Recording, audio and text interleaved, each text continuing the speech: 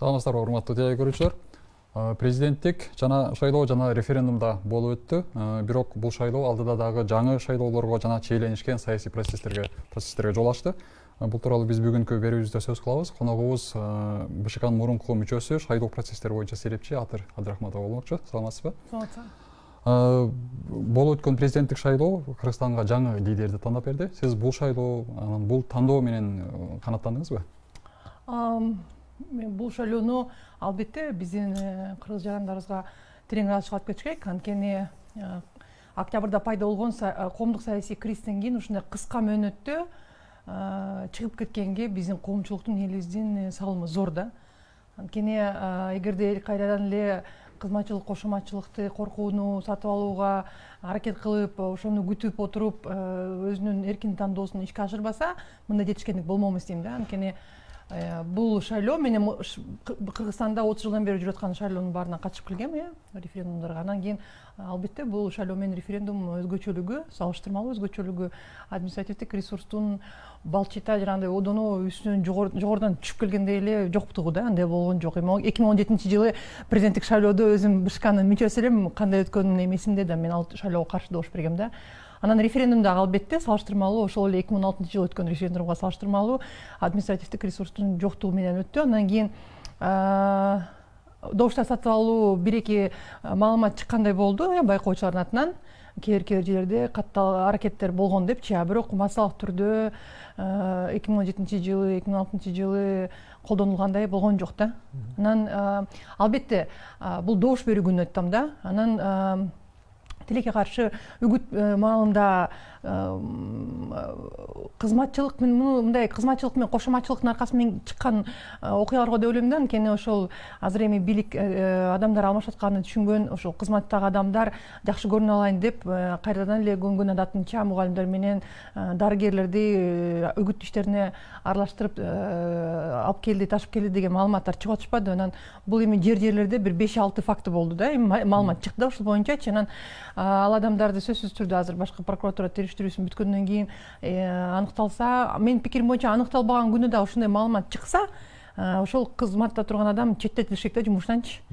Мындай ошол үгүт маалында ошондой дагы бир-эки сигналды бийлик тараптан кетсе, абдан сонун болмок. Анда такыр эле бул шайлоого эч ким эчтеке деп тийише алмам деген дегем да. Андан кийин бирок үгүт маалында ошондой болду. Анан референдум боюнча бир аз менин оюм боюнча үгүттөөчү группаларга тең укуктуу шарт түзүлгөн жок да, анчалыкчы. Ага албетте Борбордук шайлоо комиссиясы жооптуу. Анткени добуш берүү күнү ошол референдумга келген эл, шайлоого келген эл президенттик шайлоо боюнча албетте маалыматы бар. Бирок референдум тууралуу анчалык маалыматы жакшы жетиштүү эмес. Андан кийин ошол тандоосун кылгандан кийин кандай келечекте кесипеттерин алып келе тургандыгы тууралуу да маалымат жок да элдечи. Анан бул тууралуу көбүрөөк иш алып барганда, көбүрөөк ошол үгүттөөчү топторго ошол эле медиа мейкиндигин бергенде балким эл көбүрөөк катышып, башкачараак жыйынтык болушу мүмкүн болчу да. Ошол мүмкүнчүлүктөр бар, жетишпегендиктер. Анан эң эле мындай таң калтырганы, мен ойлогон эмесмин мындай болорунчу. Добуш берүү күнү ошол административдик ресурс менен добуштар сатып алуу жоктугунан шайлоо комиссиярынын ишмердүүлүгүнүн чабалдыгы көрүнүп калды да. Эми ушунчалык деңгээлде автоматикалык урналардын ишинен чыгышы, андан кийин байкоочуларга болгон участкалык шайлоо комиссияларынын мындай кысымдары, чектөөлөрү көп болду да тилекке каршы. Эмне себептен мындай болду мен түшүнбөй турам. Анткени участкалык шайлоо комиссияларына мен эми айтып кеткендей, добуш берүү күнү 3 көз карандысыз уюмдарга консультация бердим, ошол шайлоо процесси, добуш берүү процесси боюнча. Ошолордун маалыматына таянып атам да. Анан ошол добуш берүү процесси башталганда эле эмнегедир ошол байкоочуларга убагында киргизбей, анан сүрөт тартып, видео тартканга, ээн эркин басып көзөмөл жүргүзгөнгө шарт түзүлбөй каршылык көрсөтүлдү да. Андан кийин добуш берүү күнүндө 3-4 жолу участкалык шайлоо комиссиянын мүчөлөрү өз демилгеси менен акт түзүшүп, эч кандай мыйзам бузуулар болгон жок деп акт түзүп, байкоочуларга кол койгула деп кысташты да. Анан бул мындай көрүнүштөр эми акыркы жолу мен 2007 ошол 2005 жылдары көргөн көрүнүштөр болгон да. Анткени участкалык шайлоо комиссиянын мүчөлөрү, негизги шайлоо комиссиянын мүчөлөрү ошондой мыйзам бузуулар болгон жок, катталган жок деген актылардын аркасы менен кийин сот процесстери же бир нерсе болсо өзүн калкалайчу да. Мына сен кол бериң, менен жок деп, анан кайсы мыйзам бузуу болуп атат деп айтасың депчи. Анан ушул көрүнүштөр ошол участкалык шайлоо комиссиялары, негизги шайлоо комиссияларынын ишмердүүлүгүн чоң суроо жаратат. Анткени анча жакшы даярдык болгон эмес, автоматикалык урналар менен иштөөнү жакшы түшүнүшкөн эмес же корккон да, кармаганданчы. Анткени өткөн парламенттик шайлоодо дагы жокко чыгарылган. Мен айткам, ошол урналарды, автоматиканы, техниканы сактайбыз деп адамдардын укуктарын, биздин шайлоочулардын укуктарын чектеген болбойт депчи. Анткени ошол урнанын жанында, ар бир урнанын жанына жанагындай участкалык шайлоо комиссиясын отургузуп коюп, урна ишинен чыгып кетпесин, карагыла деп, сактагыла деп милдет буйрутма түшкөндөн БШКдан. Алар урнанын жанына отуруп алчу дагы тиги добуш берүүнүн купуя сырдуулугун бузуп койчу да. Анан автоматика урна киргиздик, анан цифровизация кылдык деп көкүрөккө чаап, бирок адам укуктарын бузган болбойт эле да. А бул учуру жакшы жагы, ошондой жанына, урнанын жанына отуруп алган учурлар азыраак болду. Албетте, бирок техникалык жанагындай мүчүлүктөр болуп, улам урналары эми эгерде мурунку референдумга кайрылып кетсек, 2016 жылы мисалы аны БШКнын жетекчилиги декабрда болгон референдумчу. Ошондо БШКнын жетекчилиги ошол кыш болуп, суук болгон үчүн урналар иштебей жатат деген себеп айтканда, бул жолкусу күн жылуу болуп берди. Албетте бөлмөлөрдүн ичи өзгөчө жанагындай чоң спорт эмелеринде балким суураак болгондур, бирок суук болду айткандан алыс болушту, адамдык фактор деп кошту. Анда адамдык фактор болсо, демек БШК участкалык шайлоо комиссиянын жакшы окуткан эмес, түшүндүргөн эмес, ошол урналар даярданган эмес да. Анан кийин жакын арада чыгат го, жанагы Глоб медианын отчетунда кечинде жанагы жыйынтыктоочу отчетторду чыгарганда эмелер асуунун чектери сапаты начар чыкты да. Бир жери жоголуп, бир жери көрүнүпчү. Андан кийин ошол урналардын жанагы картридждерин алмаштырбаганы көрүнүп турат да.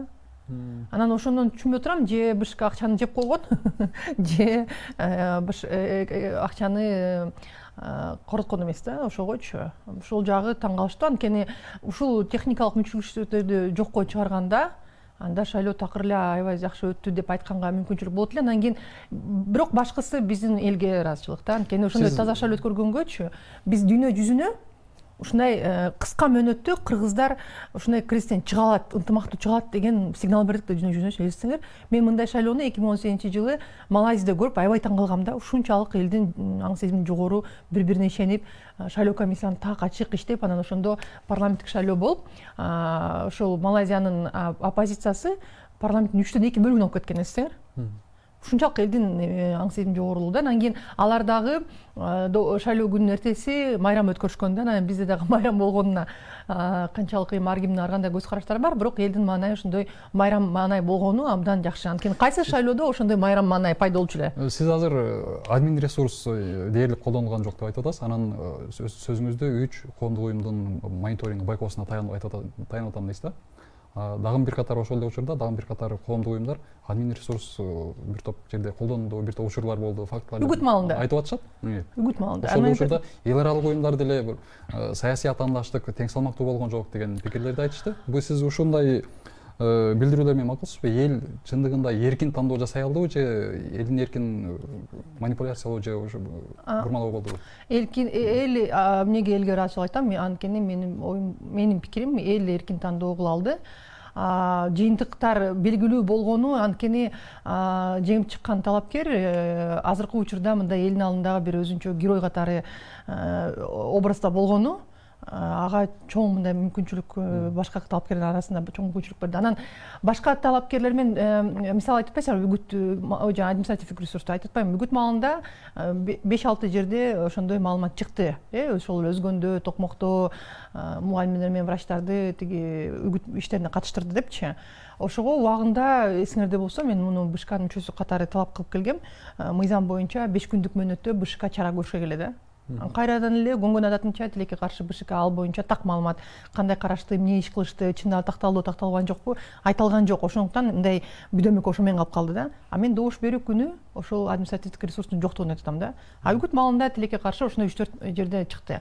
Эл аралык уюмдардын айтканы боюнча алар биринчи ошол эле ОБСЕнин мисалы байкоочулары менин билишимче участкаларды кыдырган жок. Анткени коронавирустун аркасы менен алардын ошол участкаларды кыдырууга тыюу салынган да. Анткени көпчүлүк ошол эл аралык миссия менен келген байкоочулар ошол көбүнчө жана СНГдан келгендер кыдырышты добуш берүү күнү.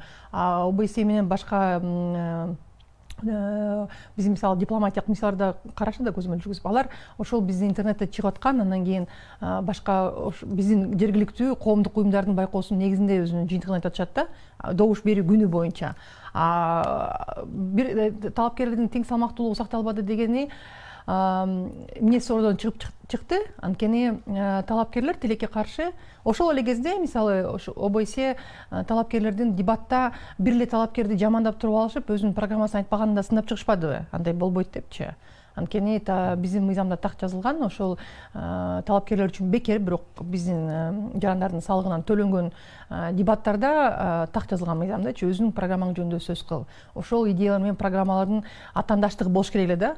Анан программалар жөнүндө сөз кылбай эле биринчи турундачы каралуу эле болду да, эмичи бир тараптуу маалымат таркатуу болду да. Анан кийин экинчи тарап жоктугуна байланыштуу. Андан сырткары эми бул шайлоо эле эмес, жалпы стандартта такталбаган далилсиз маалымат таркатуудан ар бирибиз баш тартыш керек. Ошол эле журналисттерге кандай айыппул салат деле өткөн парламенттик шайлоо деп БШКчы мисалы. Ошондой да эмнеге журналисттерге айыппул салынат, а талапкерлерге айыппул салынбайт? Бул кайдыгерлик да БШКнын. Ордун өз учурунда мисалы азыр КТРКнын журналисттерин күнөөлүү кылып чыгарып коюшпадыбы? Бирок мыйзамга, шайлоо мыйзамдарына кирген акыркы өзгөртүүлөр негизинде ошол 2019-жылы кирген го дейм. БШК журналисттерге ошол дебаттарды өткөрүү боюнча тартипти бекитип беришет болчу. Методикалык жардам көрсөтүшет болчу. Анан алдын ала ошондой иш жүрүлбөгөнү түшүнүп турат. Анткени биринчи турда журналисттер унчукпай туруп беришти да, тиги талапкерлер бири-бирин шуап каралаган материалдар, каралаган маалымат айткандачы. Өз учурунда токтотуп ошол талапкерлер менен талапкерлер да бир жагынан эми бул кандай десем, кош стандарттуулук да. Мыйзамды билбеген мисалы адам кантип президент болом дейт. Эми сөзсүз мыйзамда жазылган нерсени Бишкекте окуш керек. Мыйзамда так жазылып турат да, ошондой бир тараптуу маалымат таркатпагандан. Анан тең салмактуулук ошондон сакталган жок. Анткени биринчи ошол дебаттарда, анан кийин негизи эле массалык маалымат каражаттарына мониторинг карасаңар, ошондой стигма же болбосо кара пиар, ошондой такталбаган маалымат таркатканды көпчүлүгү массалык каражаттар берип атышты да. Анткени талапкер айтса, аны чыгарып берип атышты да. Анткени бул кызыктуу маалымат да элгечи. Анан бул жагынан тең салмактуулук сакталган жок албетте. Анан кийин тең салмактуулук сакталган жок дегендери бул эми албетте мен мындай БШКда 4 жыл жүрүп реформа кылган жетишкендердин бири ошол талапкерлердин каржылоо фонддорунун ачыктыгы. Анткени эсиңерде болсо өткөн шайлоолордо БШК жалпы маалымат берип койчу. Мынча акча түгелип түштү, мынча физикалык жактан, мынча юридикалык жактан, мынча коротулду, болду. 4 жыл ошо менен кылышып отуруп, мен ар бир түшкөн тыйын аркасында ким турат, ар бир чыгым болгон тыйын каяка кеткенин ачыкташыбыз керек деп 4 жыл кырылышкан БШКда. Анан ошол жетишкендиктин аркасы менен элибиз журналисттер дагы канча кайсы талапкер каяктан кандай акча жардам алды, анан каяка короткондугун көрүп турду да. Анан акча каражаттардын көпчүлүгү ошол Жапаровдун айланасында болду да.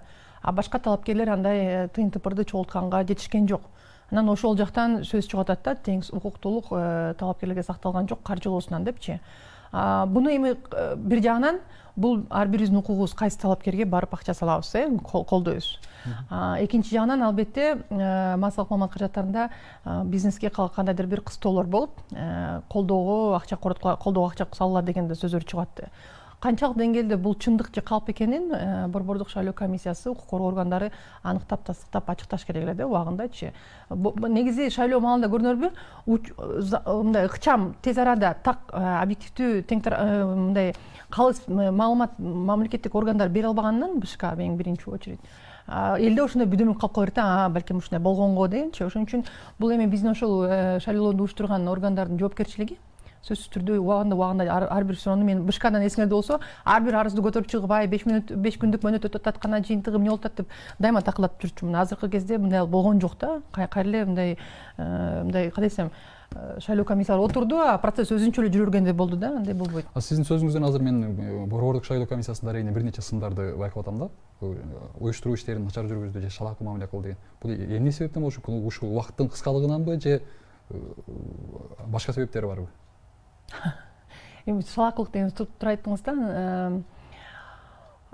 Жеке менин пикирим, ушул 4 жылдык БШКдагы болгон мүчөлүктүн тажрыйбасы негизинде борбордук шайлоо комиссиясы ошол эсиңерде болсо 2017-жылы мен коллегаларыма атына ошол аппарат президенттин бир бөлүмү болуп калдыңар деген күнөө койгом да. Анткени жогору жактан келип түшкөн эле суроо эмени чечимди эле 8 добуш дайыма даяр болчу да. Чечим өтүш үчүн 8 добуш керек да.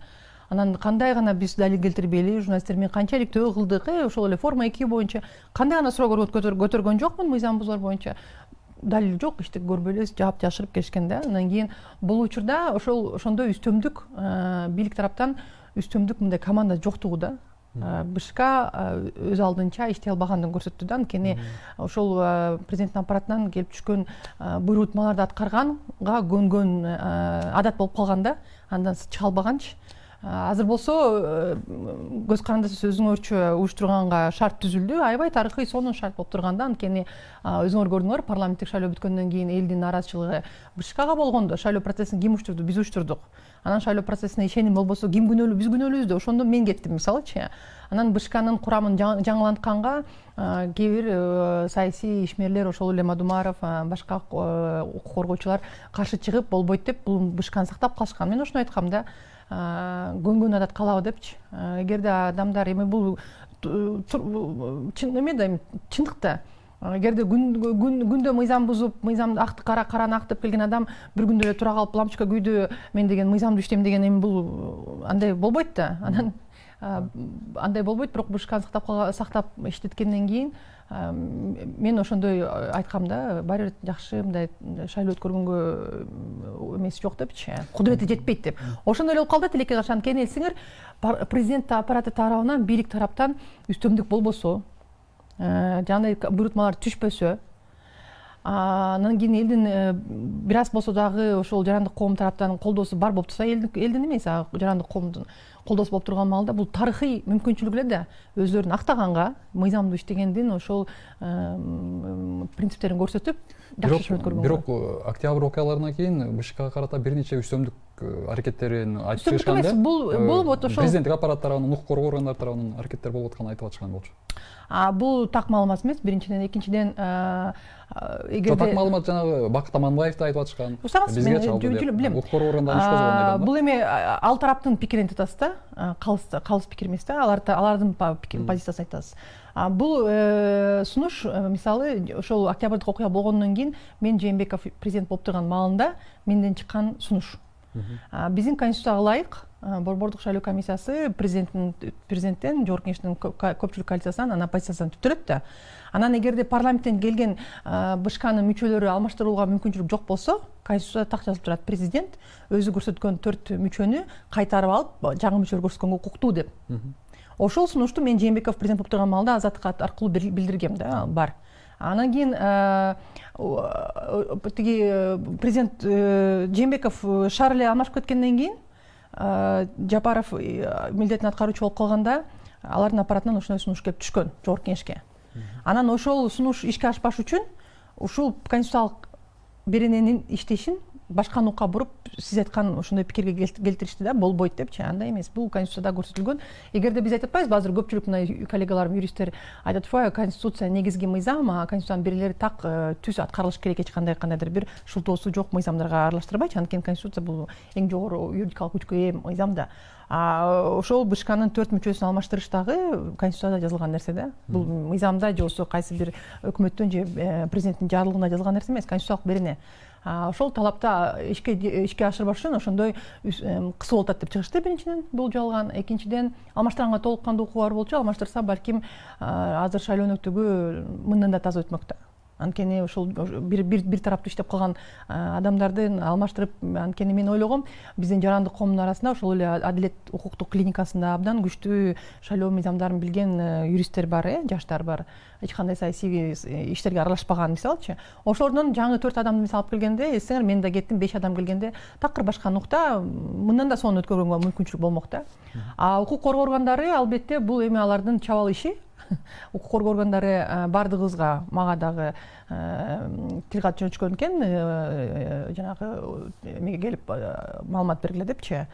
Ал ошол БШКнын мүчөлөрүнө карата козголгон иш эмес. Ал ошол 5-6 октябрда болгон окуяларга байланыштуу козголгон иштин аркасы менен аларды дагы чакырышкан да. Кайра да көрдүңүзбү, ошону тең тараптуу калыс маалымат бергендин ордуна өздөрүн сактап калыш үчүн бир тараптуу маалымат беришкен. Биринчиден, экинчиден албетте укук коргоо органдары өзлөрү дагы ошол көнгөн мурунку адатынча эле кирип барып эле көтөрмөй да. Колуңарда тиги акча бар, анан тигинде камерана деген ошол иш менен эле кетип атышкан да. Ал да туура эмес. Албетте укук коргоо органдары мындай биздин негизи милицияны реформа кылыш керек дагы, жарандардын ошол укуктарын жогору койгон, балуу катары кылган жарандык милиция кылыш керек да, мындай жанагындай куралдуу күчтөр полицейский кылбайчы, куралдуу күчтөрдүн мындай адаты менен кетире бербейчи. А биздин мыйзамдар боюнча тилекке каршы милиция дагы эле ошол куралдуу күчтөр, ошол солдат, армияга окшош эле да, алардын тартиби, иштөө тартиби. Анан алардын чабалдыгы, алар туура так алдын ала маалымат берип, кирип болушунча, мисалы кирди, макул, мен билишимче милиция кызматкерлери жана эмеден көрсөтүштү го сүрөттөрүн, жалпы бөлүмдүн иш кагаздарын алып кетишкен. Жалпы бөлүмдө кандай иш кагаз бар? Эч нерсе иш кагаз жок, бул расмий кагаздар. Мисалы алар ошол укук коргоо органдарынын кызматкерлери шайлоо комиссиясынын ишмердүүлүгү, анан кийин шайлоо партиясынын жүрүшүн түшүнбөгөнүн да көрсөтүп турбайбы? Анткени мен мисалы текшергенде сөзсүз түрдө жанагы шайлоочунун тизмеси менен болгон ишти текшермекмин. Анткени тилекке каршы жанагындай форма 2 менен болгон манипуляциялар БШКнын ичинде жанагы электрондук системаларда көрүнүп турат да, ким канча жолу идентификация болду, ким каяка катталды, эмнеге катталды экенчи, көрүнүп турат ачык. Ошону иликтеш керек эле да. Анан ошону мен канча талап кылдым, журналисттер мени иликтөө кылып, жокко чыгара ал депчи, форма 2-ни жана 400 миңден ашык 500 миңге жакын кетпөдү. БШКга барган жок. Эмнеге барган жок? Ошого укуктук баа берилиш керек болчу. Андан сырткары парламенттик шайлоодо тилекке каршы шайлоо комиссияларынын жанагы чектерин бекитип атканда, шайлоочулар жок участкаларда бекилип калган да. Мисалы, чоң арыкта бир шайлоо участкасында 40 эле шайлоочу бар болсо, жакынкы участкасында 1900 шайлоочу бар. Андай кылып чектер бекитилбейт да. Бул мисалы ал мен көрдүм, бул атайын кылынган, менин пикирим боюнча, анализим боюнча бул атайын кылынган манипуляция, жанагындай форма 2 менен жанагы бош участканы толтурганга аракет да. Анткени 40 менен эсеңиз, 40 болсо калган 2450 дагы адам толтурганга мүмкүнчүлүк болгон да. Ошону толтурушкан ошентип форма 2 менен. Ошол оюндарды жокко чыгарыш керек да. Милициячы мисалы эмне отурушат? Азыркыга чейин чечим чыга элек эмне болуп атат түшүнүксүз да. Бул жолку добуш берүүгө келген шайлоочулардын көрсөткүчү аябай төмөн болду да. 40%га жакын келип катышты жалпы шайлоочулардын. Дээрлик 60% катышкан жок. Шайлоочулардын мынчалык пассивдүү болушунун эмне негиз болду? Негизи менин пикирим кайра эле менин оюм да, бизде өткөн шайлоолорго байланыштуу. Бул реалдуу көрсөткүч. Эмнеге? Мурунку шайлоолор дагы. Акыркы 2017-жылкы президенттик шайлоого карасаңар 53% келген. Анда бирок шайлоочулардын саны 700 миңге аз болчу азыркыдан. Ошон үчүн шайлоочулардын саны көбөйгөндөн келген явкасы азайды да. Келгени окшош эле, бирок ал маалда эгерде 2017-жылды карасак, ал маалда форма 2 бар болчу.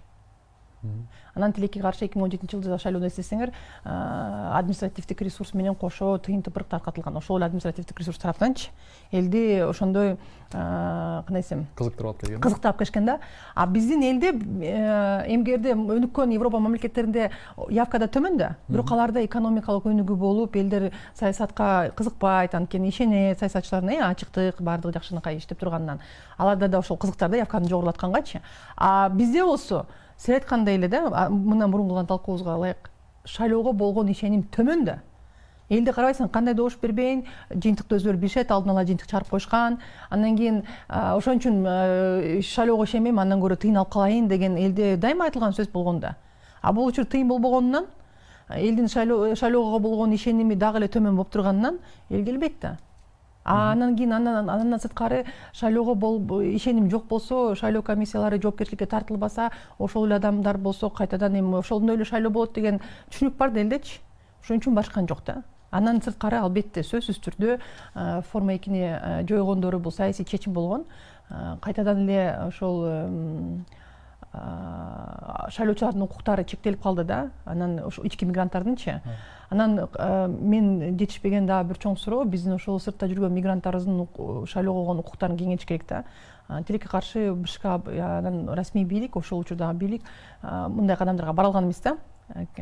Анан мен айткан бүт сунуштардын баары четке кагылганда, анан ошол беренелер калып калды, бир аз өзгөртүлдү, бирок ошол беренелер менен шайлоого барды. Ошондо бизде эсиңер сыртта жүргөн миллионго жакын мигранттарыбыз добуш бере алышпайт. Анткени шайлоо участкалары 40тан ашык эле түзүлдү. Аларга жетиш абдан оор. Биринчиден, экинчиден шайлоочулардын тизмесине кириш үчүн сен дагы катталышың керек. Ошол беренелер калып калды. Анан ички мигранттарыбыз болсо, эми ким мына мен билишимче журналисттердин арасында эле, мына мен журналисттер менен чогуу иликтөө кылып аткандан кийин көңөрдү көрдүм да, ички мигранттар толтура журналисттер арасында. Анан кайсы журналист мисалы барып Баткенге же Ошко Нарынга добуш берет, биякта шайлоо процесси жүрүп, аларды чагылдырыш керек. Баркан жок да мисалычы.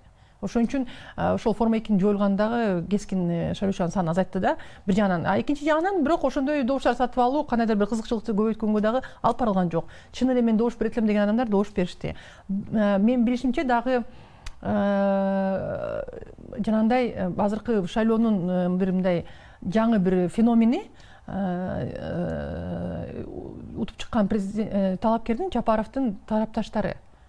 Алар мен билишимче ошол региондордо, жерлерде элдер өздөрү мобилизация болуп, сөзсүз түрдө катышыбыз керек, сөзсүз түрдө Жапаровго добуш беришибиз керек деп эл өзү ошондой мобилизация болгон учурларды айтып атышат да, мачы региондордо. Айлардачы. Анан ошол менен мисалы Жапаровдун жанагы 80 келген шайлоочулардын санынан 80% добушун алып кеткен эмесин түшүнүп атам да. Элдин ошондой үмүтү, жаңы адам келип үмүтү бар экенинчи. Анткени дагы бир сонун жетишкендик бул шайлоонун 2017-жылда бул көрүнүш болгон мен үчүнчү. Түндүк түштүк деген бөлүнүү болгон эмес 2017-жылы. Анткени Бабанов канчалык бийлик тараптан кысым көрсөтүлбөгөнүнө карабастан, эсиңерде болсо, Бабановдун мисалы баскан турганына, сүйлөгөнүнө көз кыскандан бери БШК арыздарын карап, эскертүү чыгарып, аркасынан айдактап эле турушканда, мисалы, канча кырылыштык. Анан кара пиарды КТРК төгө берди, мисалы. Жерлерде добуш берүү күндө мисалы ошол Бабановдун тарапташтарын участкалардан айдап чыгып, мушташып, тепкилеген, камераларын сындырган учурлар болгон да. Анан журналисттерге канча кысым болду 2017-жылычы. Анан ошондо Бабановго бирок ошондой кысым болгонуна карабастан элдин арасында түндүктөн, түштүктөн деп карабай добуш беришкен да. Мен ошондо ойлоп койгом да, элде мен ошондо дагы ошол Адилет укуктук клиникасы менен семинар өткөзүп региондорду кыдыргам да, ошондо ата-апаларыбыздын улумундагы кызым тажадык. Ушу силер келгилечи, силер башкаргылачы бизди деген үмүт бар болгон да. Аябай көп уккам да ошонучу. Болду го депчи. Анан ошондо дагы эми Жээнбековдун жашы улуураак болуп, аксакал кишиден дагы кандай жаңыча реформаларды күтүү жок болгонуна байланыштуу Бабанов ошол жаңы муундун лидери катары элге мындай элдин колдоосун алып кеткен да. Эми ал тилекке каршы өзүнүн шайлоочулардын добуштарын коргой алган жок, ал башка суроо. Азыркы учурда Жапаров менен ошондой эле болду да. Каалайбызбы, каалабайбызбы, бул жаңы муундун талапкери, ортодо биз менен ошол 30 жыл биз башкарып келген аксакалдардын ортосунда турган муунда. Анан элдин ошол менин пикирим боюнча ойноп кеткен фактор ошол да. 30 жыл бизди бийликчил же оппозициячыл болуп башкарып келгендерден тажаганан кийин жанагындай бармак басты көз кысты болуп эле тендерлер, гранттар, жерибиз, суубуз каяка эмне болуп атат, свет жарыгыбыз эчтеке түшүнүксүз да, бүдүмүк да баарычы. Анан баары эле байып атат, элибиз байып эле да, канчалаган башка мамлекеттерден гранттар келип атат, канчалаган бизде ишкерлик өнүгүп атат, бирок ошол менен эле баары эле жакыр мамлекетпиз да. Анткени коррупцияга аралашкан ошол 30 жылда иштеп аткан бийликтегилерчи, анан кийин ошолордон тажаган элчи. Жаңы үмүткө добуш беришти. Жаңы үмүткө добуш беришти. Алардын эки жүздүүлүгүнөн, кур вада бергендеринен, айтып кайра сөзүнөн тайып, кайра айтып кылбай койгондорунан, улам эле шайлоого чыгып алып, акча берип, же болбосо трансформатор кое калып, көчүргө сөт өткөзүп алып добуш алгандарынан тажашкан да. Ошол бул шайлоого келип берген миллиондон бир аз ашыгыраак элибизге чоң рахмат. Анткени ошондой күтүүсүз жок. Тескеринче булар тажатышты, келип муга берели добушубузду, бул тилерди азыр тазалайт, иллюстрация кылат, анан жаңы муундагы биздин балдарыбызды бийликке аралаштырат дагы, өзгөртүүгө апарат деген үмүт болду да. Эми азыр эң башкы талап албетте ошол элдин ишенимин акташ. Анткени Кудай сактасын, азыр эгерде кайрадан шайланып келген президенттин айланасында жанагындай эски бийликчил адамдар, жанагы группалар көбөйүп алар кайра тамырланып кетсе, элдин үмүтү мындан да кетет да. Ошо менен такыр шайлоого дагы, саясатка дагы, бийликке болгон ишеним элде төмөндөйт. Сиз азыр Садыр Жапаров жанагы 80% добуш алганын айтып кеттиңиз да. Ошого байланыштуу менде бир суроо пайда болуп атат. Жалпы Кыргызстанда алганда 3,5 миллиондон ашуунараак шайлоочу бар, Анан анын 40%га жакыны келди шайлоого. Ошо 40%дын ичинен 80% Жапаровго добуш берди. Миллионго жакын добуш берди. Эми пайыздап алганда 80% Жапаровго добуш беришти. Бул көрсөткүч ошо жалпы шайлоочуларды алганда 31%ын түзөткөн. 3,5 миллионду алганда. Бул статистиканы сиз кандай кабыл алып атасыз? Жалпы элдин 3төн 1. Шайлоо деген ошондой да. Мисалы референдум ошондой атпайбы? Мен референдумга 2 күн калганда өзүм мисалы анализимди берип, кайсы тандоо кылсаңар, кандай кийинки кадамдар болорун баяндап бергем да. Анан кийин менин пикирим боюнча баарына каршы мисалы позиция утуп кетсе, бул бизге азыркы учурда мындай социалдык, саясат, экономикалык туруктуулукту бере турган мүмкүнчүлүк болгон да. Бирок эл президенттик башкаруу формасын тандап кетти. Эми түшүнүктүү нерсе да, ал дагы эмнеге болгону. Анан жана салыштырмалуу айтып атпайсызбы, 3,5 миллиондон 30%ын эле. Бул шайлоо принципи да. Бизде конституция боюнча добуш берүү бул биздин укугубуз, милдетибиз эмес. Эл ошол тажагандыкта, саясаттан, шайлоодон, бийликтен, конституциялык реформадан элде тажап бүткөн. Анткени канча конституциялык реформа болду, бирок элдин жашоосу сапаты өзгөргөн жок да. Мисалычы, канча алмаштырдык? 11 жолу алмаштырдыкпы? Анан ошон үчүн эл анчалык ишенбейт. Анан кийин кайра эле шайлоо комиссиянын ишмердүүлүгүнө, кандай добуш бербей эле өздөрү санап коюшат деген түшүнүк абдан катуу калыптанып калган. Аны жокко чыгарган жокпуз. Анан элдин жарандуулугу, актив мындай жоопкерчилиги бизде ал милдеттенме кылган туура эмес. Анткени эгерде биз азыр биздин элибизге шайлоого катышуу бул милдеттүү деп койсок, кайра күч колдонуу, административдик ресурска жол берип коебуз да. Бул элдин укугу. Бирок анткени мен еще мындай болду да, социалдык тармактардан ушундай эле жигердүү коомдун алдында жүргөн юрист активисттердин арасынан, укук коргоочулардын арасынан барбагыла деген үндөлөр чыгып кетти да. Эң жаманы бойкот кылабыз дегенчи. Болбойт да. Бойкот кылганчы сөзсүз түрдө катыш керек. Анан ошондой элдин арасында мисалы канча жаштарга ошол жаштардын алдында жүргөн лидерлер атылгандан кийин канча жаштар барбай коюшту, мисалычы Бишкек аябай төмөн болду да. Андай чакыруулар туура эмес да. Албетте ар бирибиз, мисалы мен деле элдин алдында мындай кандайдыр бир пикирин билдирип аткандан кийин менде жоопкерчилик чоң. Сөзсүз түрдө калыс пикиримди айтышым керек. Барсаңар мындай болот, барбасаңар мындай болот. Өзүңөр ортодон чечим кылгыла депчи. Бир тараптуу эле баргыла президенттик шайлоого же бир баргыла парламенттик шайлоого же болсо барбагыла баары алдын ала чечим белгилүү деп айтсаң, бул дагы жоопкерчилик. Анан барбай койгон элге да жоопкерчилик. Анткени эми кышта болгон шайлоодо шаар, мисалы Бишкек эмнеге аз добуш? Кайра эле ички миграция, ички мигранттар көп адамдар. Анан кийин сөзсүз түрдө лыжа тээп тоого чыгып кеткендер толтура. Анан кийин дагы бир мындай бул шайлоодо байкаган көрүнүш, анчалык мындай коптондо турган нерсе, БШК эмнегедир кээ бир участкаларды канча экенин санаш керек, дарегин алмаштырып койду. Добуш берүү күнүнө 3-4 күн калгандачы. 3-4 күн калганда шайлоочуга ким айтат, ай сенин дарегиң багым эмес, көнгөн, сен барган. Тиги экинчиси депчи. Жетишпейт да. Ошол туура эмес болду да. Менин оюмча ошондой дагы добуш бере албаган адамдар болду. Биринчи өзүнүн көнгөн мекемесине барса, акта участка жок. Башка жакка баргыла, ака дагы барып турабы деп кетип калышты базарга, мисалы үйүн оокаттарын кылгангачы. Анан дагы явка нас болгонуна биометрикалык жана аппараттар картаңдарын менин билишимче колдорун кайрадан кое койду да, жакшычы. Улам этипчи тажатып. Анан жана автоматикалык урна бузулуп атканда дагы күтпөй кетип калган адамдар болду. Ошо менен явка баары төмөндөдү да. Анан 100% шайлоочудан 30% шайлоочу эле колдоду. Бул эми тарыхый эл аралык барбасаң шайлоого жоопкерчилик өзүңдө да. Анда демек сен ошол өзүңдүн бийликти тандоого, мамлекетти башкарууга болгон укугуңа кайдыгер карайсың, жоопкерсиздик. Анан ошол көпчүлүк баргандардын ошол чечимине макулсуң. Мен дайыма айтып келем да, анткени канча шайлоо болду, админресурс, бийлик, анан тиги бул белгилүүдө элди канча башпайт да. Мен тааныгандарым арасындачы дайыма айтам да, баргыла. Баары менин добушум эчтеке чечпейт, менин добушум башкага салып коюшот, өзгөртүп коюшот деген аябай чоң түшүнүк да, аябай мындай сиңип калган түшүнүк да. Андан арылышыбыз керек. Мына азыркы шайлоо мындай да. Мисалы ошол Грузия, Украина, Армения, Малайзия мамлекеттери кандай өнүгүүгө жетишкен да, өз учурун өз убагындачы. Кайсы бир саясатчы, эркитүү саясатчы келип, бийлик бутактарын, бийлик системасынын же бийликтин иштешинин бир мындай стандартын коюп коет да. кичинекей болсо дагы алдыга кадамдычы. Анан ошол стандарттан эл уже түшүнгөндөн кийин ушундай болуп турбайбы, андан төмөнгө макул болбойт эч качанчы. Кайра бийлик келип авторитардык болуп үстөмдүк кыла алса эл ага макул болбойт да. Мисалы ошол эле БШКны алып көрсөк, мен 4 жыл иштегенде баардыгыңар көнгөнсүңөр, журналисттер элде көмүп калды, ачык так учурунда тез арада түшүнүктүү маалымат далилдер менен келтирип түшүндүргөн иштердичи. Азыркы шайлоодо эмне болду? Ал стандарт, ал планка сакталбагандан бүдөмүк болуп БШК иш кылып атканын көпчүлүк түшүнбөй калды да. Азыркы ушул шайлоодо дагы мына 30% жеңип чыкты деп атабыз. Бирок шайлоо салыштырмалуу таза өткөнү бул стандарт, бул уже планка ошондой жетишкендикке келдик, мындан ылдый боло албайт. Азыр мына бийликке келгенден кийин административдик ресурсту колдонуп келаткан референдумду же парламент шайлоону өткөрүлсө, эл мисалы каршы болот. Ошол эле миллион 30%. Мындай саясатта анан кийин коомду иликтөө, изилдөө боюнча билимде мындай түшүнүк бар да, жалпы элдин санынан 20% аң сезими жогору болуп реформаларды талап кылса, калган 80% аркасынан сүйрөйт депчи. Бизге ошол 20% эле керектүү болчу да.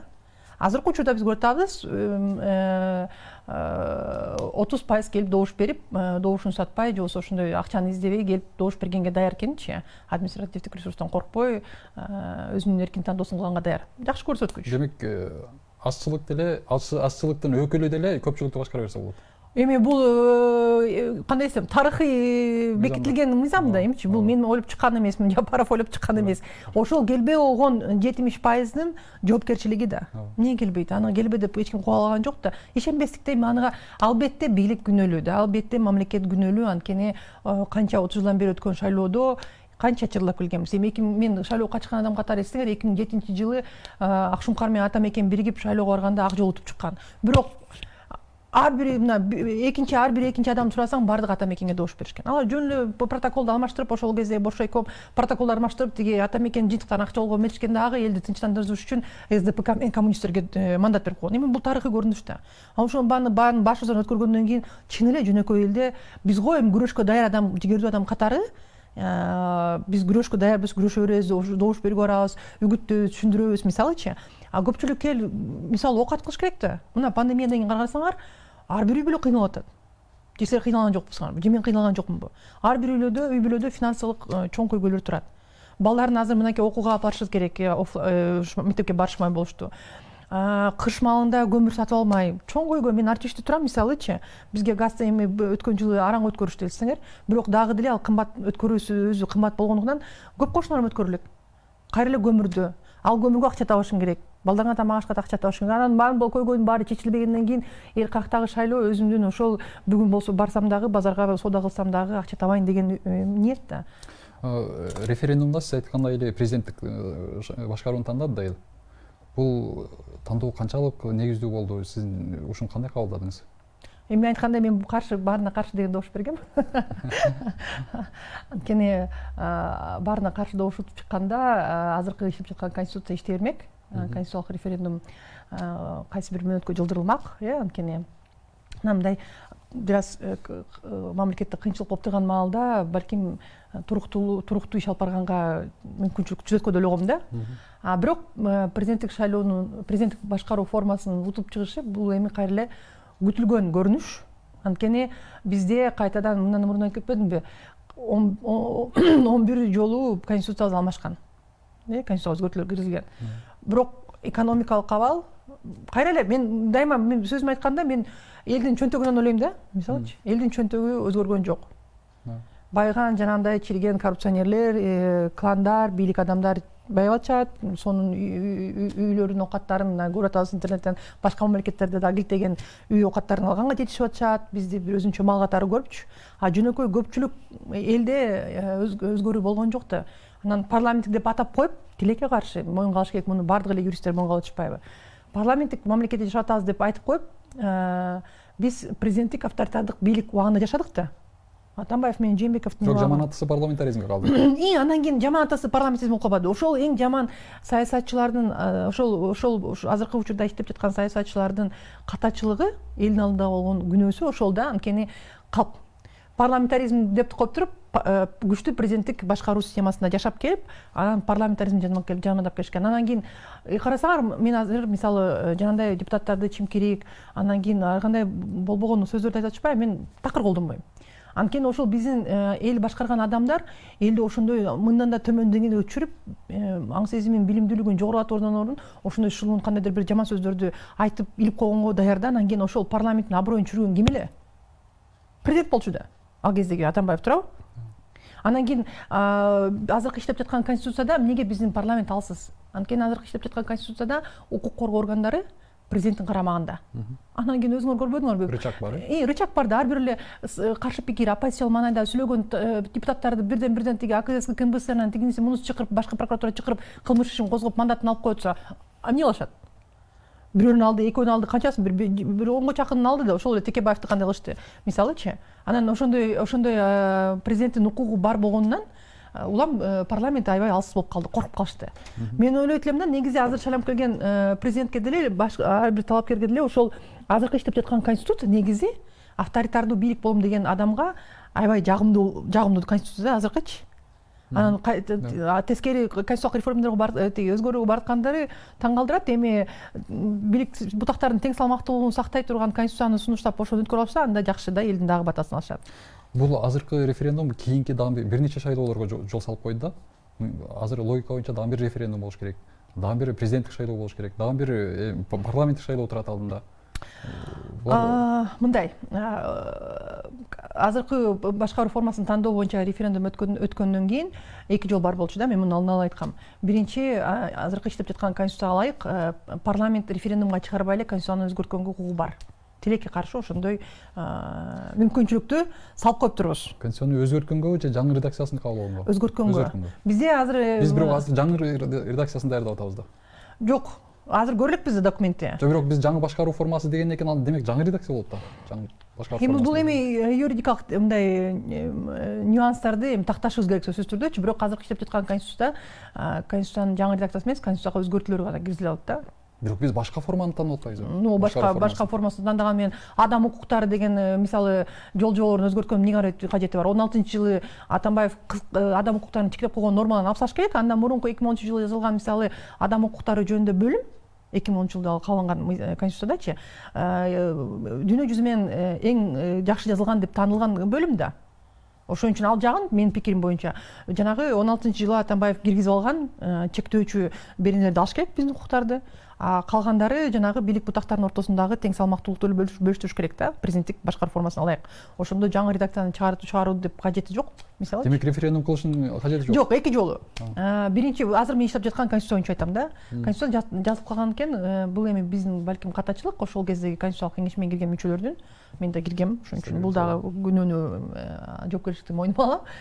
Ошол жогорку кеңеш тараптан эле конституциянын 3 бөлүмүнөн 8 бөлүмүнө чейин парламент аркылуу эле кабыл алганга мүмкүнчүлүк бар. Ошол бөлүмдөр как раз ошол президент, жогорку кеңеш, сот системасы, өкмөт, жергиликтүү өз алдынча башкаруу системасы тууралуу болгон бөлүмдөр да.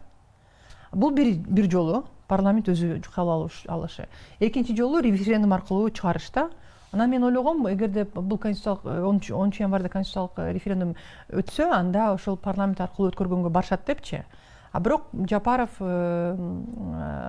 өзүнүн сүйлөгөн сөзүндө добуш берүү күнү чыгып элдин алдына сүйлөдү, ошондо референдум болот деп айтты да. Демек референдум болот. Демек референдум болсо, демек кайрадан бир президенттик шайлоо болуш керек. Жок, ага мен макул болбойм, анткени референдумда биз башкаруу формасын албетте өзгөртүп алдык. Анан кийин референдумга ошол жаңы болобу же жаңы жол-жоболор киргизилет конституцияга. Анан кийин менин оюм боюнча азыр конституциялык референдумду, экинчи референдумду жергиликтүү кеңештердин шайлоосу менен бир күн өткөрүш керек. Анткени акча каражаттарын бир аз сарпталышы үнөмдөлөт да. Эгерде жергиликтүү өз алдынча башкаруу системасын өзгөртөбүз дебешсе, анткени шайлануусу мисалы бизде азыркы учурда шаардык кеңештер пропорционалдык система менен шайланат, айылдык кеңештер мажоритардык система менен шайланып келатпайбы? Эгерде ал жагынан өзгөртүүлөр жок десе, анда анан алардын укуктары, макамдары боюнча эч кандай өзгөртүү киргизбесек конституцияга, анда жергиликтүү кеңеш менен чогуу, анткени бизде азыр эсиңер, өткөн жылы апрелде боло турган 30 жергиликтүү кеңештин шайлоосу токтотуп турат дагы деле.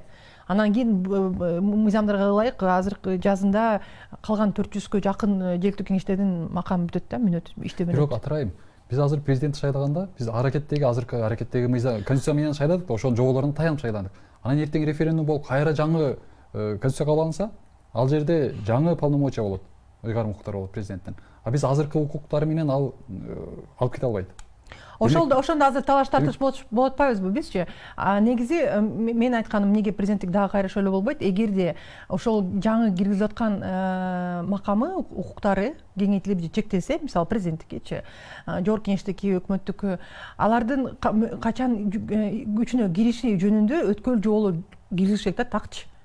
Анткени эсиңерде болсо, биз 2016-жылы жана референдум өткөргөндө депутат бир эле учурда премьер-министр, анан биринчи вице-премьер-министр болот деген бирине киришкен 2016-жылычы. Бирок бул биринин күчүнө кириши 2020-жылдан кийин болот деп жазылган да. Жаңы парламент шайлоо болгондон кийинчи. Азыркы учурда да ошол конституциялык референдумга барганда, ошол эгерде президенттин кайсы бир укуктары кеңейтилип же чектелсе, жогорку кеңештин укуктары, бирок жогорку кеңеш боюнча жаңы шайлоо болот да, ошон үчүн аларга кандай деңгээлде өткөл жолу керек экенин каттакташ керек. Так азыр мындай айтканга пикир даяр эмес да. Калган эгерде өзгөчө ошол президентке кайсы бир укуктары кеңейтилип же чектеле турган болсо, кайсы учурдан баштап күчүнө кирерин так жазыш керек да. Бирок атырай мындай да. Биз эртең мисалы үчүн майда же июнда референдум кылсак, анан ал жерде жазылбайт да, 10 январда шайланган президенттин полномочиясы кеңейет, анын жаңы конституцияга ылайык болот деп туруп, анын мыйзамдын артка күчү жок да. Ошон үчүн эгерде президенттин жаңы укуктары пайда болуп, же болбосо азыркы укуктары азайса, кеңейсечи. Азайса мейли. Кеңейсечи. Эмнеге азайса? Ага, эмнеге сен азайганга макулсуңар, кеңейткенге макул эмес. Жок, мен макул деген жокмун. Ошон эки тартип айтпаймынбы? Ошондой тартип бар экен да. А эгерде кеңейгенде анда совсем башка. Жок. Азайган менен кеңейген экөөнү бир караш керек. Анткени бул азыркы шайланган, азыркы конституцияда көрсөтүлгөн макамынын өзгөрүшү болуп атпайбы? Укуктардын өзгөрүшү да, милдеттердин, укуктардынчы мисалы. Ошон үчүн азаябы, кеңейеби? Эки учурда тең баары бир ошол азая турган же кеңейе турган укуктары кайсы учурда күчүнө кирет дегенди так жазыш керек да. Анткени азыркы конституция менен шайланып келгенден кийин азыркы укуктары бар, азыркы милдеттенмелери бар. Ашыкча же азыраак алганга мүмкүнчүлүк жок. Ошон үчүн эгерде жол жанакы өткөл жоболору, переходный положение деп коебуз юристтердечи, өткөл жоболору так жазылып, кеңейтилген же кыскартылган макамдары, укуктары, милдеттери качан кайсы убакытта күчүнө кирет дегендерин так жазышса, анда кайтадан шайлоого, президенттик шайлоого барганга эч кандай негиз жок да. Эгерде аны жазбай эле биз шарт эле мына укуктарды кеңейттик, жазайыктык, ушул конституция менен президент иштеп кете берет десе, анда албетте бул чыр жарата турган нерсе. Бирок кайтадан президенттик шайлоо болгондо мен биздин азыркы ушул жетишкендикти жокко чыгарганга мүмкүнчүлүк болуп калат да.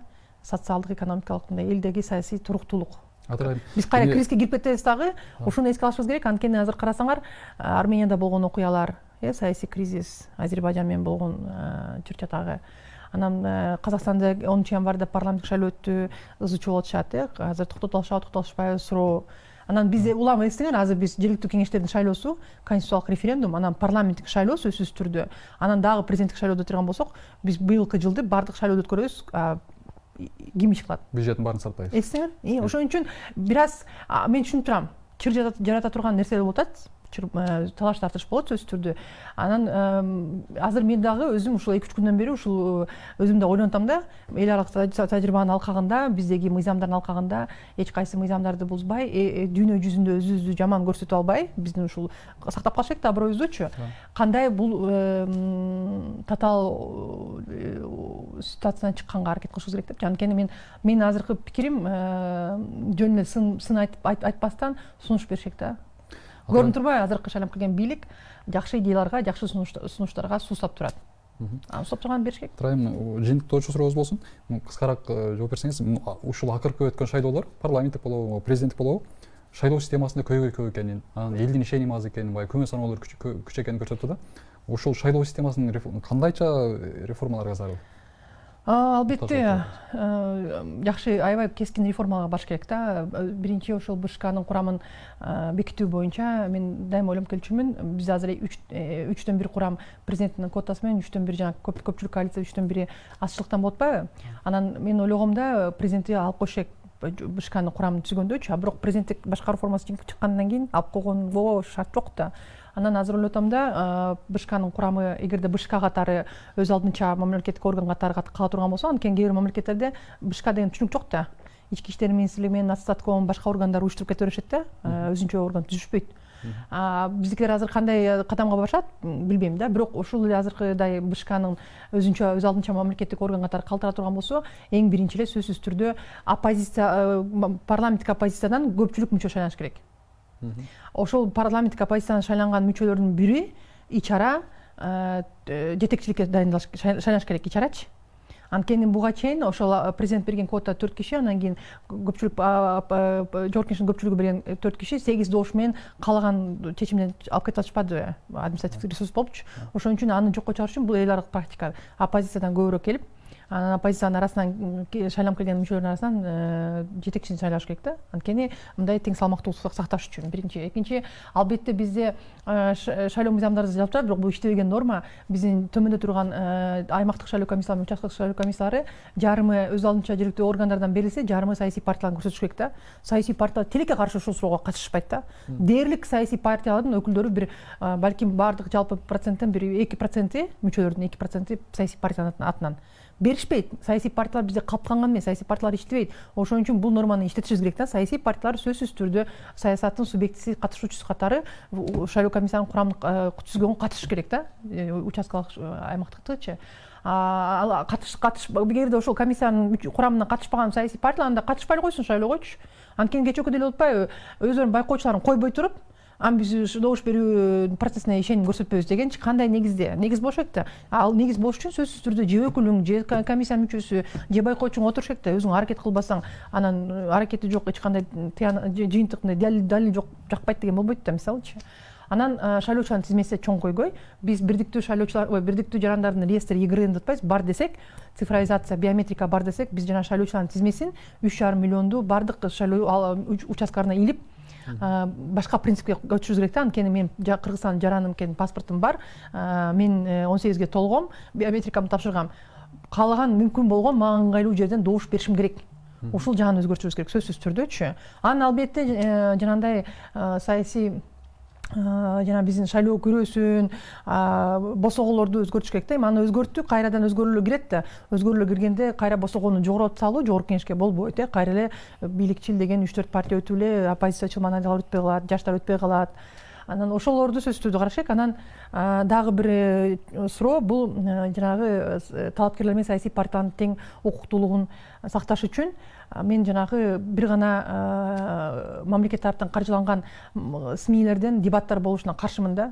Өткөндө мына НКСТ парламент шайлоо кылалы деп аракет кылдыңар, болбошту го, бирок мен ойлойм кылганга мүмкүнчүлүк бар эле да, кылдырыш керек.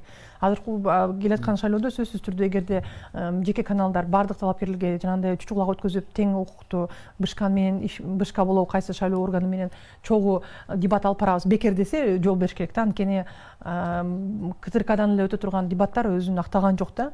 Анан сөзсүз түрдө каржылоо маселеси. Эми каржылоо боюнча бизде азыркы иштеп жаткан парламент ошол эл аралык стандарттардын негизинде, сунуштардын негизинде өзгөртүүлөр киргизбеди, мамлекет тараптан каржылансын саясий партиялар депчи.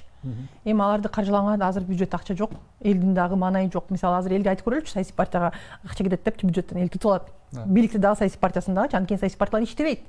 Ошон үчүн бул берне иштебейт, бирок талапкерлердин ошол финансылык каражаттарынын сарптоосу боюнча тең укуктуулугун ишке ашырыш үчүн дагы жол жоболорду иштеп чыгыш керек да. Анткени чын эле көрүнүп турат, бул эми бийликчил деген талапкерге баары бир бизнес болобу, башка адамдар болобу, бул психологияда мобилизация болуп, ошонун алкагында эле айналасында иштешип, башкалар калып калат да. Бирок башкалар дагы элге ишендирип иштегенге да аракет кылыш керек да.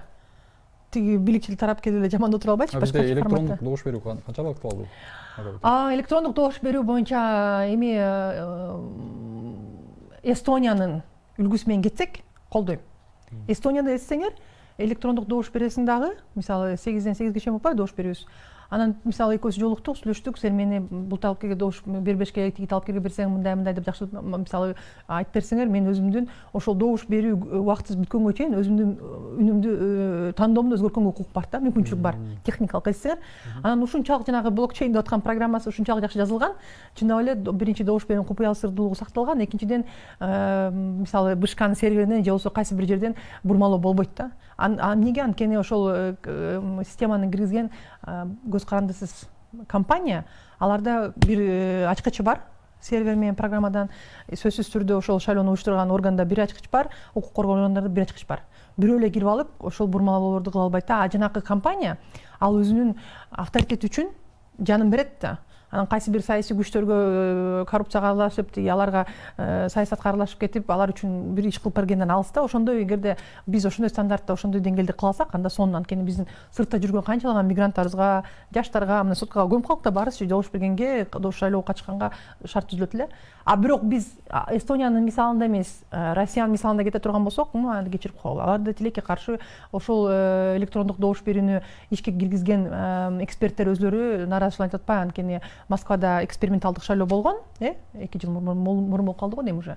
Алар көргөнү оппозициялык маанайдагылар элди мобилизация кылып, акылдуу добуш берүү деп кандай аракет кылбасын, добуш берүүнүн жыйынтыгы тескери чыкты да, бийликчил талапкерлер утуп кетти. Демек бурмалоолор бар. Анан кийин ошол электрондук добуш берүүнү киргизген көз карандысыз эксперттер айтышынтире кайрылган да. Силер хакерлик атака кылып, буну иштетпегенге колуңардан жетеби депчи.